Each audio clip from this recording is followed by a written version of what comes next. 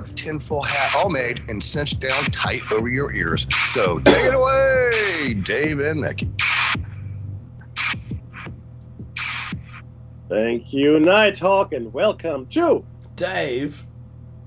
Who's in the mood?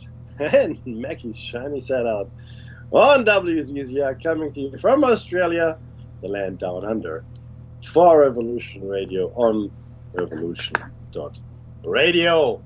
Ideas? Yes. Fresh? Yes. All of that, they're here to be found. It's good stuff. But in order to keep finding it, I suggest you donate if you can. You can donate. Any currency is good, including crypto. That's goodness, if you can. And like I said, but maybe you can't, because I don't think things are getting better. I haven't seen things getting better much. In fact, they're getting worse. More and more people are lining up at food banks, even here in Australia. This is show number 641. 140 and 600. That's right. That's what it is. It's crazy talk. But that's where we are. You can catch us on the air, on the line all the time, and on your smart device. So grab an app to listen anywhere. Oh, catch us at home on Gray's Tabletop Digital Radio. I'm still not sure why we keep saying that. It's just a thing, I guess. They owe us. We've been saying it for 12 years. Mm-hmm. Longer, actually. Anyway, if you missed Solaris' show, that's okay, because you can get her in the archives, which are free. Another good reason. Go and donate if you can. But yeah, Solaris' show is always awesome. Do you know Always. I who missed it today. she had on tonight, Mickey? No, I do not. Oh, Madeline Rudy, Life in the Hologram, Rudy. and Bill Grant. Good old Bill Grant. Nice. That's what you need. That's who you want. If you're going to be stuck in a hologram, that's who you want to be with. Now, the archives, like I said, are free. Go in there and enjoy yourselves. But before we start broadcasting at you in anger, we would like to acknowledge the traditional custodians of the land from which we broadcast. And for Dave, It's the Darkajung. thank you, sir. And for myself, of course, the Dark people. And with that, we'd like to pay our respects to elders, past, present, and future. Thank you very much. Dave, are you feeling okay? Do you need a hug? I think you need a hug. That's what. Hey, that could be a job. If I get plenty of hugs down the glory hole now. No, so I don't know what that is. So, yeah, it's ultimately the worst time in my entire life. Getting through it though. If I didn't have this radio show, I don't know if I'd have any motivation to get up or do anything. I understand. I hear you, brother. These days, maybe you should, by way of explanation, if you're not in the labor market right now, maybe you're not in a tech job, but the tech jobs specifically right now globally, but Australia even more so, are in a pretty awful spot. Thousands, and I mean thousands of people, probably more in fact, tens of thousands of people are being made redundant, they're being let go, as it were, because we've got the best people in charge of the economy, Dave. That's why, because they've employed all the right measures to make sure that our economies continue to prosper. That's what's happening here. Do you know while you're there, the crazy part about this is, I know I sent you a video on it. There is people from all around the world all talking about it at the same time, and one person besides us that I found was able to say it entirely looks intentional. Because no one is addressing the cause.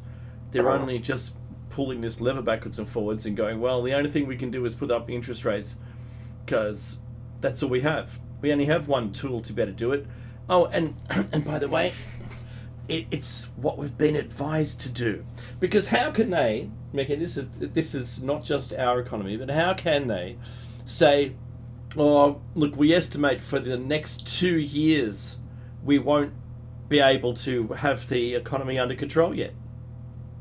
But haven't you pulled the levers and you've done the things and Speaking. Hasn't it worked in the past? Well, yes, you see. Clearly. Yes, but now it's different. Oh, is it different? Does it require a different solution? Well, no, we can't. No, we have this solution Yes. because we know and you don't know.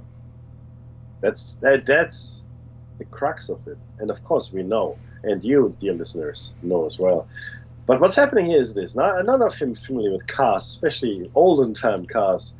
I'm sure you understand what a clutch is, but there's also something that was called a choke.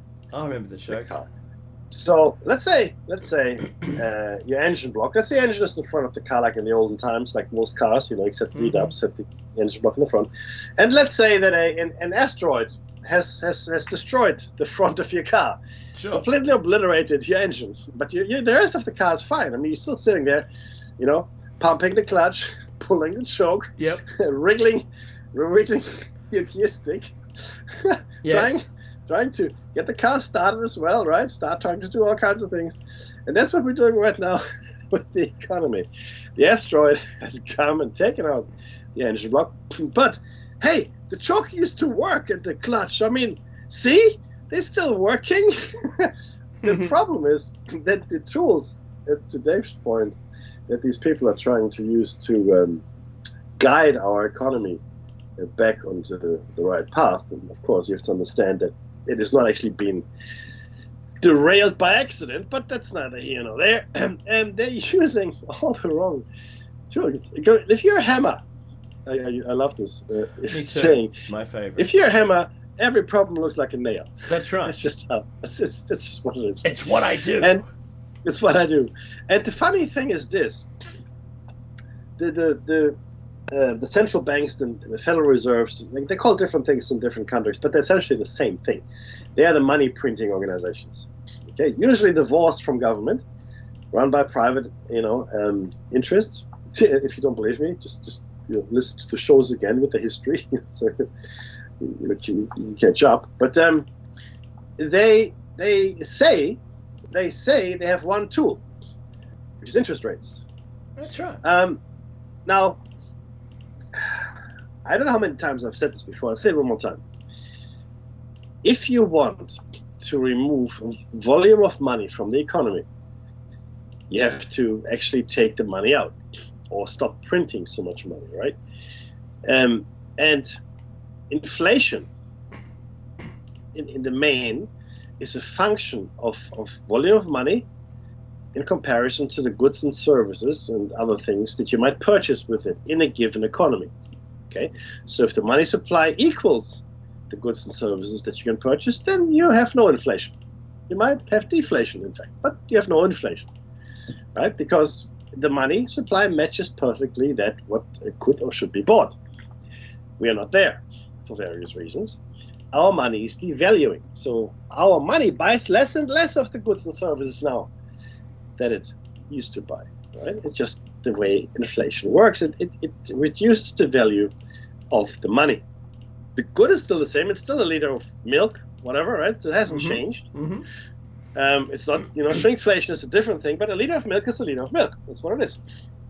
And now, instead of $1, it costs $2 or $3 or $4 or whatever, $5. Doesn't really matter. $6 I saw the other day. $6. You look, it's just insane, isn't it? It's the same milk.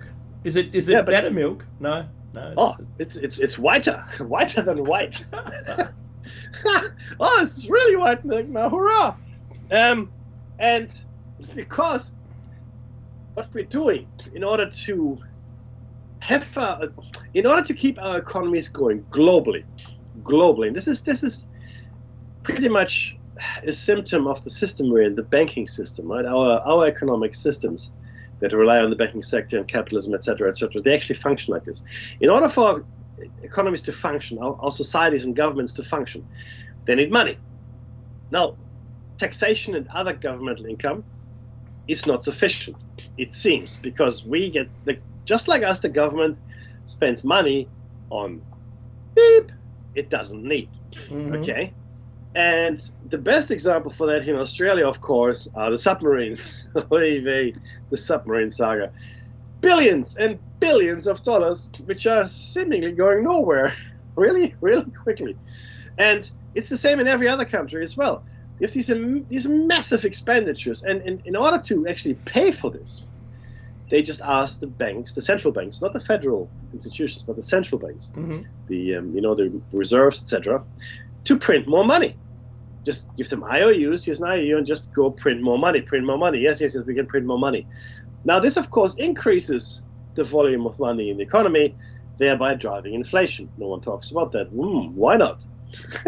It's the avocado eaters that are getting haircuts every other week that are the problem. That's what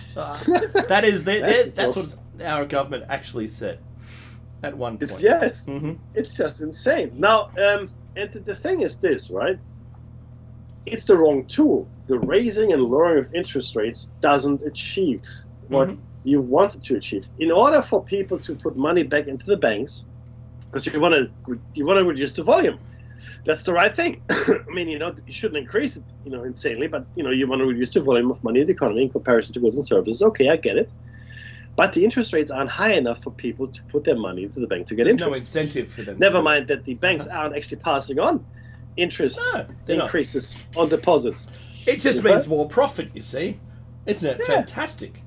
Oh, I wish I owned a bank, Dave. I know.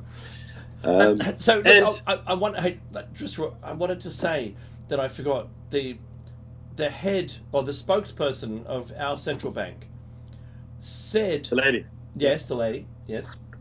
said, it's irrelevant who it was, but they said it on video. They got caught saying this, that I think I'm paraphrasing. It's something like, all the central banks of the world have decided to leave the interest rates on hold. It wasn't our one acting on its own. I'm sure that the same situation is not the same everywhere. I'm sure it isn't. I think it would be only local. Wouldn't you expect, Mickey? We're an island so far from everybody. We produce tons of food, export it everywhere, right? We have oil and gas and coal and uranium. We do all this stuff, right? Surely our economy must be different, vastly different from everyone else, and the central banks really wouldn't talk to each other and say, I'll say, how are you doing? Oh, we pulled the lever again and it did nothing. Oh, we did the same thing and it did nothing, right? Let's just keep it where it is. Yep. Why? I don't know. What do we tell the people? Don't even mention it. Just say, oh, the appearance of the economy is such that we need to keep the rates on hold. Just do that. All the indicators, I think that's the words they use, right? All the indications are here that we need to keep it on hold. No, they had a conversation. It's like, oops, you said the thing you weren't supposed to say. That's the thing. And we're experts. There it is. We're going to expert them. We'll just expert them. I'm the expert for everything here, and I've got all these letters next to my name, and I've been doing this for 1,000 years. 1,000. And you better shut up. Yeah. So, because I know and you don't. I had this guy once at work tell me I had too many people in my team. I said, okay. Now, my team was tasked with going after new business for the company. So we were out there trying to win contracts, right? And I said, okay, all right, okay, I got too many people, right? And I said, okay, based on what metric? Like, I mean, you got too many people. Okay, fine, explain to me how that's. I mean, clearly that person knew something I didn't. Maybe there was this big economic lull coming where no one was going to. There must have been an equation that said that somewhere on some spreadsheet, I would imagine. He just knows. Just knows. I just know. Because then awesome. He told me he wants to do this big deal in 6 weeks, and it only took 6 weeks. And I said, I did something similar. He goes, but my deal was big, and in 6 weeks. I said, yeah, mine was bigger, and it was also 6 weeks. He didn't talk to me after that, but he still maintained. That. He still so he still maintained you had too many people in your team. Oh, absolutely. Not backing up with anything. He's just making a statement. Not only had I too many people, I should half my team. Is what he said. not just too many. You get double the people you need. So I said, okay, thanks, buddy. But those are the folk, unfortunately, that people are listening to. Yeah, that's right. That is insanity. Is it because they had the squeakiest voice? No. That's to get the oil, right? That's the real with the oil. No, look, I honestly don't know. Look, people are relationships, and people bring people in their trust, even if they're muppets. And this was one of those situations, in my opinion, where this person was brought in, turning out to be a muppet. But it is just, it's I don't know. It's that's where we are, though, and because they can't explain it. Yeah. But we all know now what underlies this sector. It's greed and stupidity. Yeah. We know this. It's played out, right? And all the things they're doing are all wrong. None of the stuff is going to work. At this point, I hate to say it, you know how I feel about this, but there's no other way out but a major, catastrophe, really, to be honest. World War is another way out. Because it can shift. That's a catastrophe. Yeah. Well, it is. Absolutely. It is. And it can shift the powers that be from one country to... You may not win, you see. So... If you don't win, then you're going to be playing by someone else's rules. And it might be a country that doesn't have a central bank in it. Think about that for one little lonely minute. And then if that was the new world order, then all the central banks are deleted because you don't need them anymore. Maybe you only have one for the whole planet. Well, then you still have one, don't you? Yeah.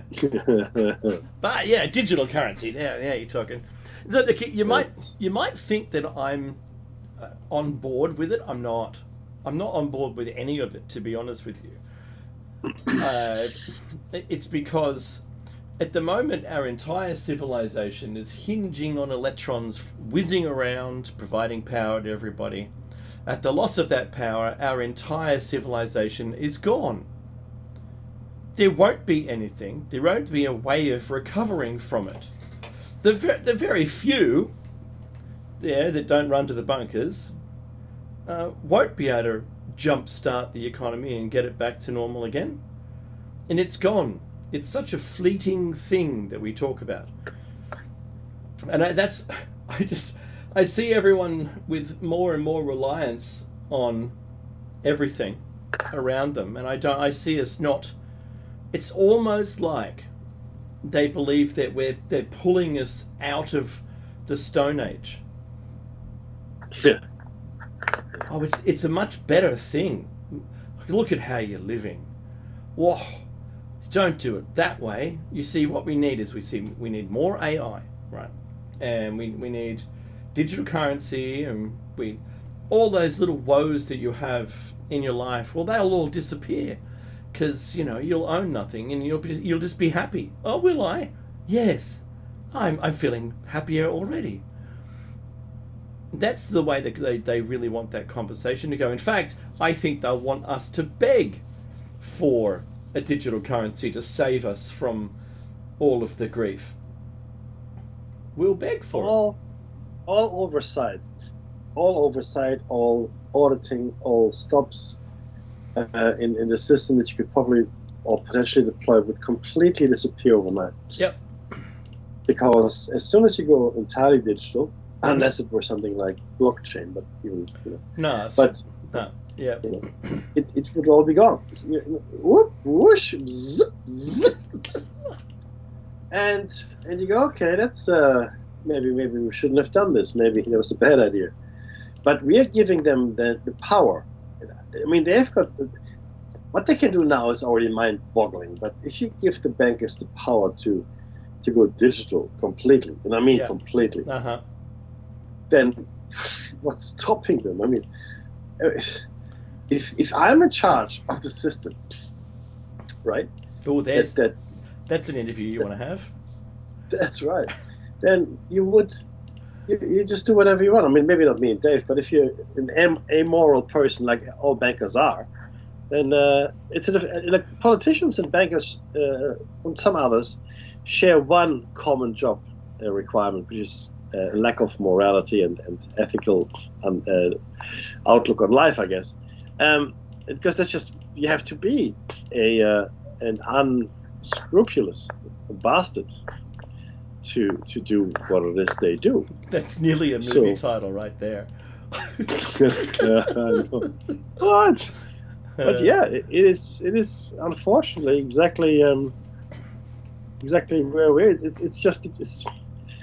And we've let it come to. I mean, the thing is, what Dave and I have shared with you all is the history of it over the last few hundred years.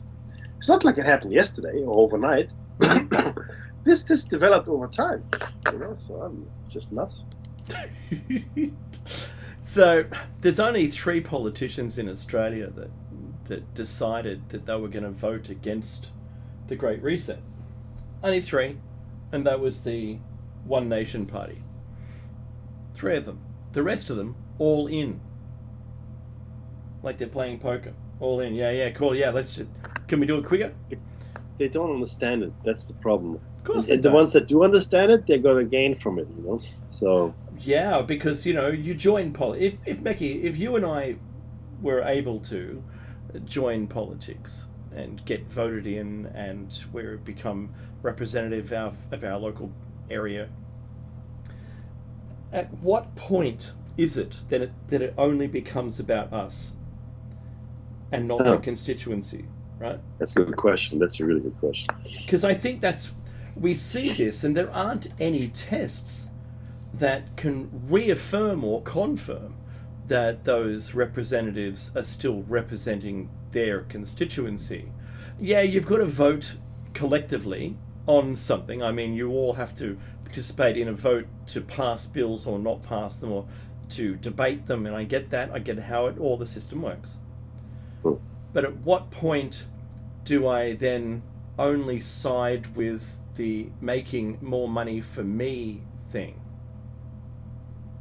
I wonder what it takes for that transition to occur. Eventually, I mean, even if you go in as the most idealistic person, and I think there's a fork in the road here. Okay, Peter Garrett, if you're an idealistic person, which is the minority, I think, that goes into politics. But let's say you want to do the right thing, you want to be good, right? So there are 2 choices: you stay idealistic and try to do the right thing, as you go through you rise in power, etc.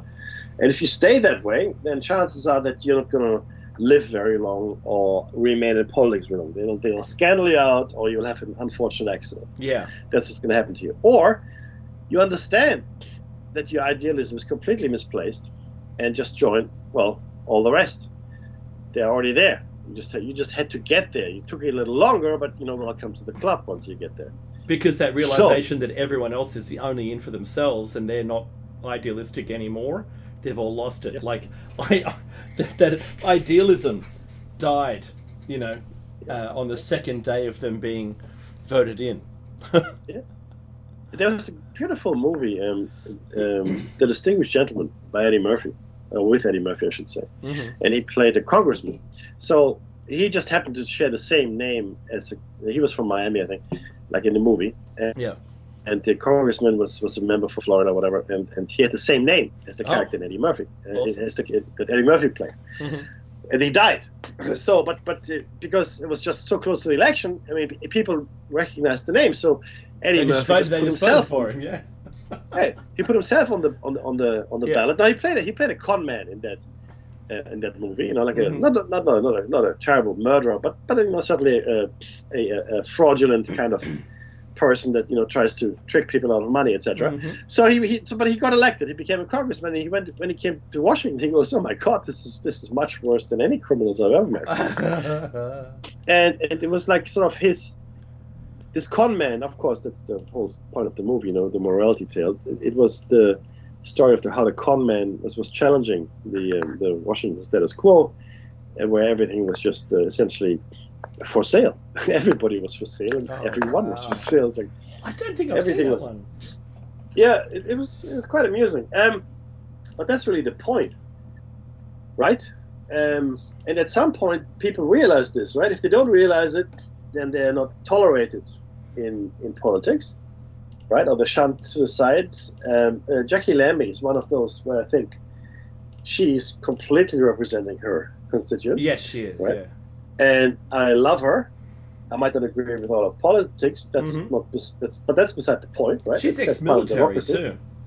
Yeah, she Mhm. she is. She says something and then she sticks to her guns, and she Mhm. looks after the people she represents. 100%. Yeah, yeah. 100%. And a few other people like that, not many, and they don't have any power really, not really. And certainly the main parties, Liberal, Labour, etc., those guys, they just operate. I think they don't care, but sorry, they will do enough for the constituents to vote them back in. Mm. So I am in the electorate for the guy who is running the environmental portfolio now for the government. I keep okay. forgetting his name. That guy. I can see Show his business face. I a forget his name. fickle, You know, fickle he's business, kid. One day everyone loves you, the he's next a front day bencher. you're just like that. You know that guy? Yeah. What? If they're off the air, who remembers them? Minister for Environment. And He's got to Google Right, it, I swear. here we go. Yeah. Here we go. No, Chris Bowen is my. Chris my- Bowen, yeah. is my Okay. guy. Yeah. I wrote a letter to Chris Bowen. Yeah, I wrote a letter to Chris Bowen some years ago, and I said, "Oh, look, I need internet, blah blah. I'm a professional with my wife. We can't get a good internet connection. It's a new suburb, etc." And Mhm. lo and behold, I got my connection. They will do just enough to stay in power. They will do enough for the constituents. They will, because you have to get re-elected, right, into the politics. So you have to that's ask the right. people Yeah. as much as you can, I guess, as much as you can. And only that stuff that boils But to yeah, the top, brother, right? it's yeah. But other than that, they'll just look after themselves. I mean, most of the people in Parliament have investment properties. They Yeah. just do. It's just, I mean, you get the spare cash, I guess, and what you do with it, you get investment. In Australia is geared in such a way that it's actually good for you to have investment property. In the That's US. right. It's called negative gearing. And the Greens wanted to change it, and that'll never happen. Never. In a brilliant Unless they had a majority. Well, that, Or, like I said, or, this will they're- never happen. or it's a paper tiger because they've all themselves got investment properties. See, that's how you tie someone into the investment property scam. When I say scam, I mean the legitimate practice of utilizing the rules that are out there. So you can buy a property. I'm not the smartest person in the room here, right? But you can buy a property, interest-only loan, and you can rent it out, and you can negative gear the cost. So you can claim the cost against the earnings of it. It's not your primary residence, and if you keep it for 10 years, from what I understand, that you can sell it without having any capital gains tax on it. So, Yeah. but you don't. You're not going to, because you're not in the red for the additional asset that you have. But that you can do a chain of those, as long as they're successful. You can do a chain of those and upgrade them, spend money on them to improve them, and to do maintenance, and it all comes off the money you've earned from it. So I look at it's a beautiful system. The only problem is we have people now that you can't afford a place anymore. The cost of houses, for all of the reasons, not those just negative gearing, for all of those reasons, it's kind of turning New Yorkish, where the property that you can afford is smaller and smaller and smaller. You're at the behest, I suppose, of the developer, who says, it doesn't matter how small I make them, they still buy them. So people don't want the big house anymore with all the land, and it's like, well, they'll just buy anything because they're desperate now. Yes, that's right. If the designer of a new housing development says, look, I've got 1,000 square meters per block. I put a house on it. It's cool. And they go, if we squeeze another 5, we're going to make another, $10 million on these sales. So how about we do that? Yeah, but sir, it'll only be 600 meters per house. Doesn't matter. We have to redesign the houses. Get onto it. And that's happening all over Sydney and other Australian suburbs. Mhm. I can tell you that out west where I actually lived, they used to the common suburb was one-family homes. That's right. Thousands and thousands of one-family homes. Entire neighborhoods, suburbia was one-family homes. Once in a while, there would be an apartment block, with maybe 6, 8 families, something like that, but very rarely. Now, almost all of Sydney has been rezoned, especially if it's near a transportation hub, Yeah. and these family homes are being bought up and knocked down, and they either turn into duplexes, which is now, instead of having one house on the property, you've got 2. And or- they have a common wall down the middle, yeah. Oh, absolutely. Yeah, sorry, they're not freestanding. That's correct. Or they're turned into apartment blocks and significant apartment blocks. Not just, like the 6 or 8 like before. No, we're talking like 20, 30, 40, 50, 100 potential flats. Because they knock down 4 or 5 houses, at once Yep. next to each other, Mhm. and then they build these big apartment complexes. Of course, it's a great way to make money. It doesn't help the infrastructure, and by infrastructure, I'm talking about the roads, trains, public transport, electricity, Schools, water, hospitals, yeah. schools, hospital, traffic, all of that. Hard Right. rainwater runoff is the other Oh, problem. yes, correct. Yeah. So it is making a lot of money for a few people, a lot of money. I mean, you can make tens of millions of dollars on these developments in profit, right? And that's where we are. This is what Sydney is. And in fact, recently there was a study done. I think I mentioned this before. I think 80 countries across the world or some such. And the Sydney and what they did was they took the median house price in each city Mhm. and looked at the median income family, and they compared how a median income family could afford a median income house In or each of median those income- countries. Hmm. Yeah, in each of the countries, All the and, cities, and they rated the unaffordability that way. Uh-oh. Sydney Yeah. is the second most unaffordable city in the world. Yeah, that sounds right. Hong Kong is number 1. Yeah, because Um, you got family loans in Hong Kong. Yeah, absolutely. And Vancouver, I think it was Vancouver, was number 3. Huh. Interestingly enough. I didn't think that would be the case. Yeah, I could be wrong, but I know 1 and 2, Hong Kong and Sydney. And in the top 10, all major, or top 20, I should say, all major Australian capital cities are in there. Unaffordable. Yeah, Unaffordable, Dave. that's right. Yeah, I know. And look, from 2008 onwards, the availability of pay rises fell away. We just, Oh, yeah. from 2001, it slowed down, and then 2008, it completely froze, and there was a national freeze on wage rises. Not officially, but within government it was, and it just became worse and worse. And since then, the annual increase in inflation of the vital things you need to live, and so let's just call it a shopping cart for the Americans, a shopping cart full of food, has suddenly been increasing. The interest rates even though they went near zero, the affordability of the other things were kept artificially low to keep us going, and then they just pulled the cork out of that bottle, and it foamed up like a bottle of champagne, like the racing car drivers try to drink when they're on the podium, and it comes out their nose. It's really funny. That's what happened to the prices. And now, since the fuel per litre has gone up so much, and it doesn't match the cost of extracting and processing the fuel, because in the past we've been at this per barrel cost, and it's been nowhere near the pump price, and it's artificially more margin. That's all they're doing is making more points. No one cares, but the inevitable problem associated with the higher fuel cost is everything gets shipped around by fuel. Yeah. And so everything goes up in proportion to the fuel cost. If you're say you're a truck driver, I think it's something like $10,000. We used to be $10,000 to fill it up. That's insane. Yeah. And you drive it for 24 hours.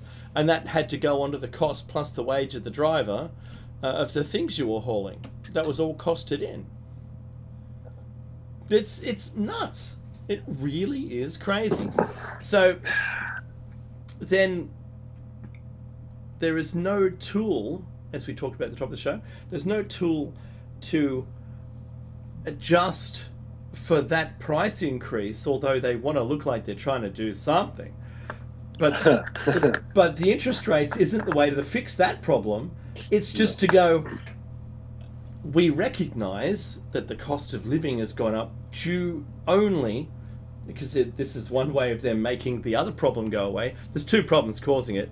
One is the watering down of the effort stored as fiat currency, your total pool money of your economy. That when the government loans more money out, it waters down. It's like making cordial and pouring more water in it. The taste of the cordial gets less and less and less, which is the value of the money in the economy, as you add more and more loaned money into it. When you borrowed more money, when the government borrows the money, they're adding more money into the economy and it actually waters it down. And so that's number one problem, which they didn't want to admit, that they borrowed $1 trillion during the COVID problem that we had, and they spent almost none of it because they were tightwads, didn't want to spend any money to try and help us. And then we had fuel go up. Now they've blamed it all on the fuel, which is great. The economy's fine. See, it would have been fine if the fuel didn't go up. And now the uncorking or the removal of restrictions because of the not duopoly, it's a monopoly of grocery prices. That has the average cart price of the minimum amount that's required for the poverty line. That shopping cart value has shot up. Like they say, oh, it's only 2.3%, but that's in the last quarter. What about from before the petrol price went up? Oh, it's 20%. Oh, really? Keep going. I know some things that are way more than 20% in cost, higher. We had kept, in this country, we kept milk at an artificially low $1 a litre. And that was meant to be a thing. Well, that was organised with the government so that could keep that shopping cart low in price, artificially. And now, I said, top of show, $6 a litre it was, for 3 litres. Now, $6 for 3 litres, that's $2 a litre. But who's getting that money? It's not the producer. It's the middleman. Not the dairy farmer. Plus, yeah. Yeah, it goes in taxes and to the big grocery chains. That's where it goes. That's right. And look, where else are we supposed to spend the money, Mackie? That's right. But not to put too fine a point on it. Uh-huh. It's criminal what's happening. Mm.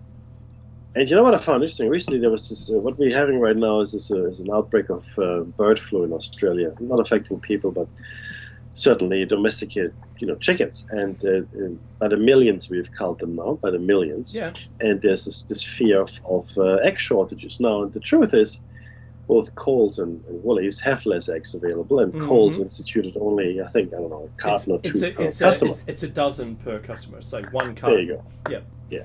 Now, I go to other grocery stores because I like to get fresh produce, organic produce, etc., etc. And it costs a little bit more, maybe, but ultimately, I need to make sure that these shops still exist, and you can get all the eggs you want. That's right. So that's it's funny, Mackie, that they're restricting us, and that makes the value of the eggs higher because you're restricting the quantity of eggs. Yes, it's insane. It makes no sense. Economics 101, yeah. It's again. I'm as flabbergasted now as I was when people were fighting over toilet paper.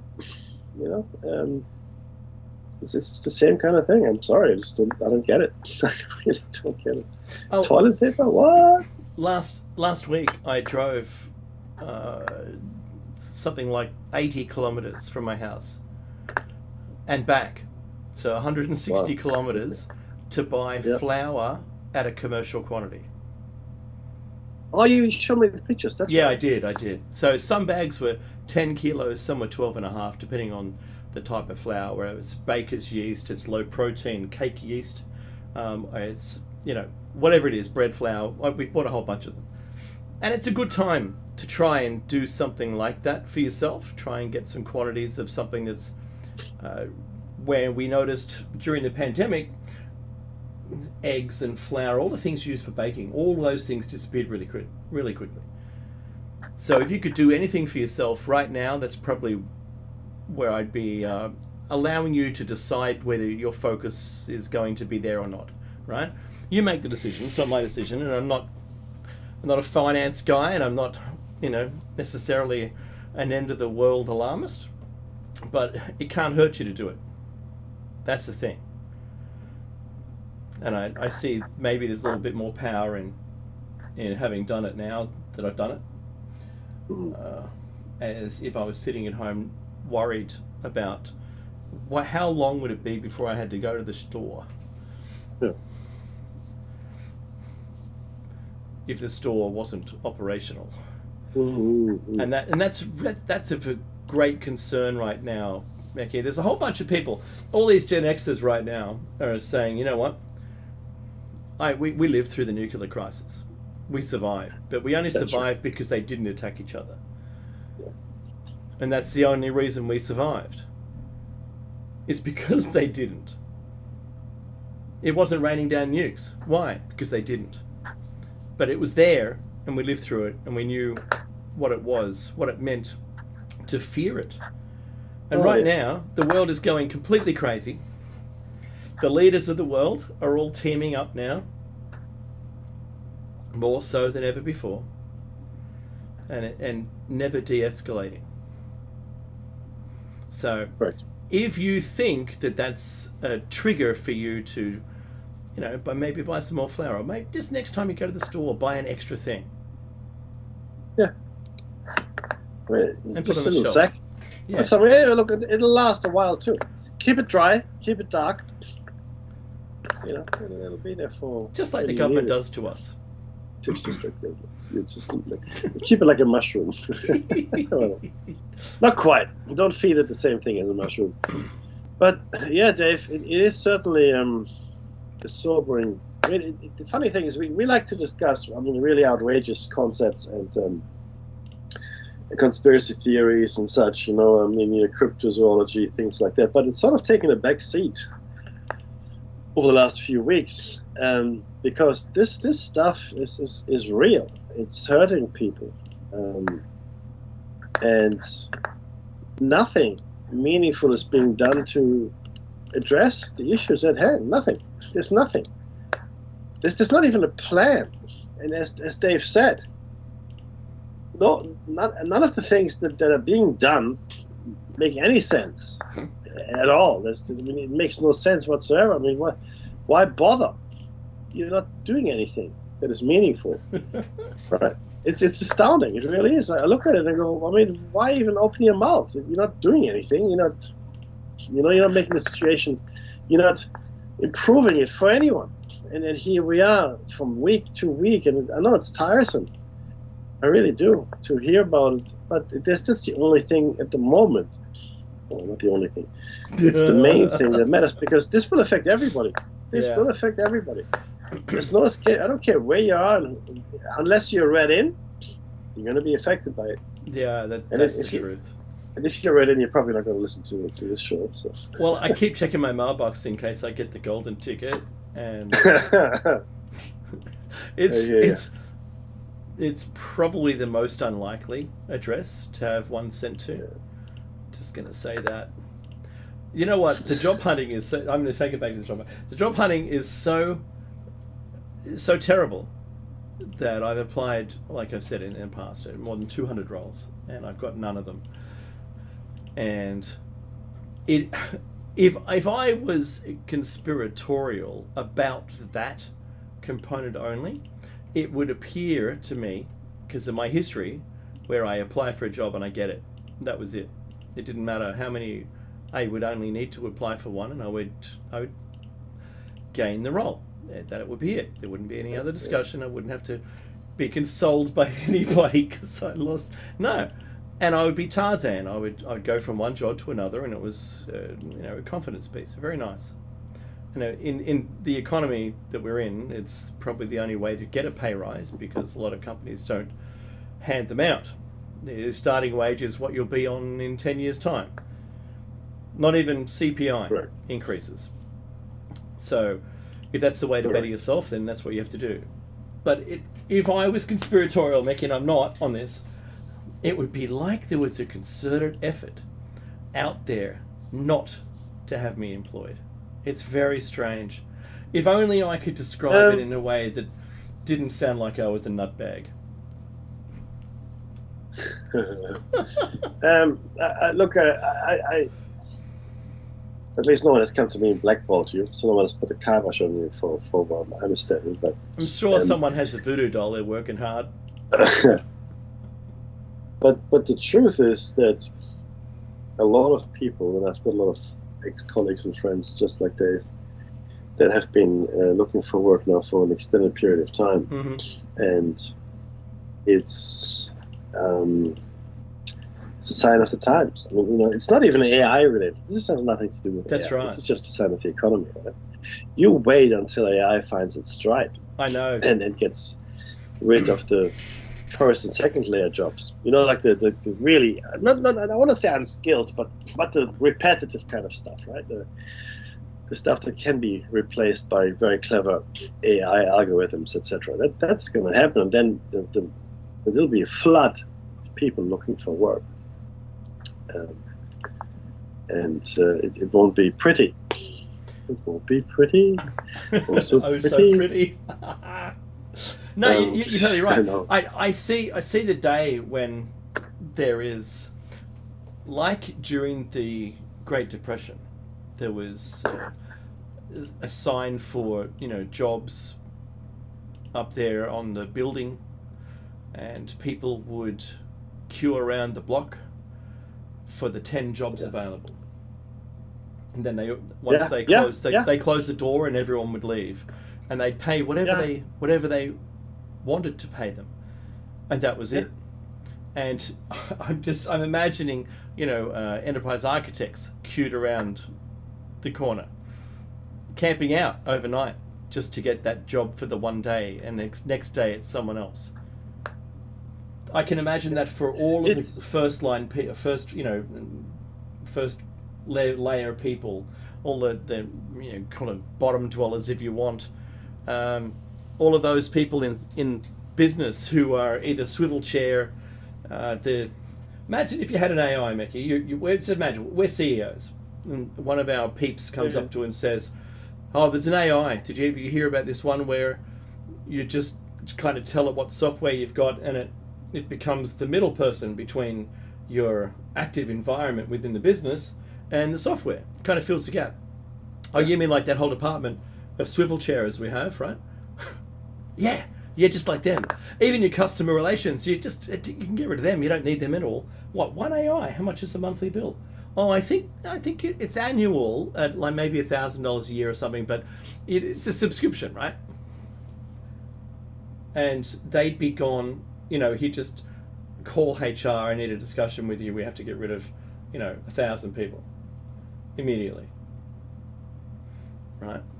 Because this AI, but we've got to set it up. Doesn't matter. It's worth it. I can't imagine a conversation going any other way. No, I completely agree. It's look, the ideal situation for any CEO would be no employees. Full stop. That's right. That would be perfect. Okay, maximizing shareholder returns. Mm-hmm. Oh, we've got no costs, sir. No cost. Really? Imagine that. Yes. Except for your wage. Sweet. And mine. Okay, well, yes, you're gone. Oh yeah, no, but those are necessities, right? Really? Yeah. Wow. Okay, so there's and can the AI do my slide that deck is to really the board? Yeah, it can. Great. You're gone. beautiful. And for everything that Yeah, I can't do. They get consultants in, just like the government does. That's right. Just like the government does. So, in the future economy, at least in the tech sector, this is what I foresee. There will be some innovators. Okay, that's over there. There will be some. What do I want to call them? They will be marketing people still, I guess. Because you like the human touch, and people drink beer with other people, so that's good. But other than that, it'll be. They spend it'll be like all, drunken sailors, Mickey, the marketing department. Don't you know it? Don't you know it? So it'll be a very interesting world that we're going to enter into as we do away with the people. Because people just cost money, Dave. They're just too cumbersome and too troublesome. And you don't need an HR department anymore then either. No, right? that's right. Sweet. They can write exit letters, yeah. So the AI Nice. can write exit letters, yeah, no dramas. The query that I would make on this point in history, similar, though I have to say, to when computers came in and the typing pool disappeared to a photocopier. The person doing the typing was the manager themselves, rather than dictating to someone who could type.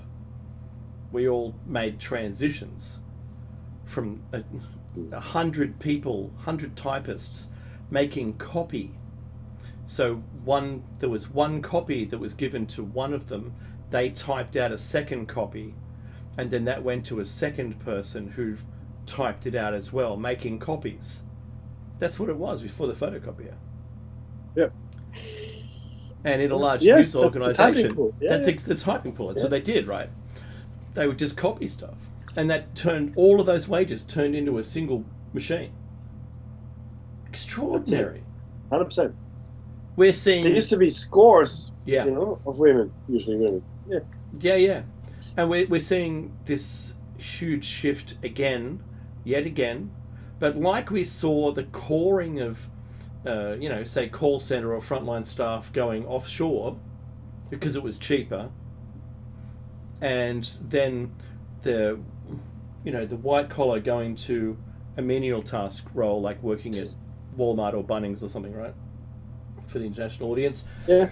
we're going to see the same thing. We're going to see the disappearance of roles because they can just be done by the AI entirely. Not even a robot. Not even that new Tesla robot thing, which actually looks. It's their style department, their industrial design has done such a good job on that. It just looks real. I mean, it's physically real, but welcome to the person who is now replacing you. Used to be that you had to train up your replacement back in the olden days, and then you had to train up your offshore replacement, right? Remember that? Yep. And then some of the jobs would be automated and some would go offshore. Now you're not training up anyone. If anything, you're training up AI. And I've seen these AI training sessions with our technology partners.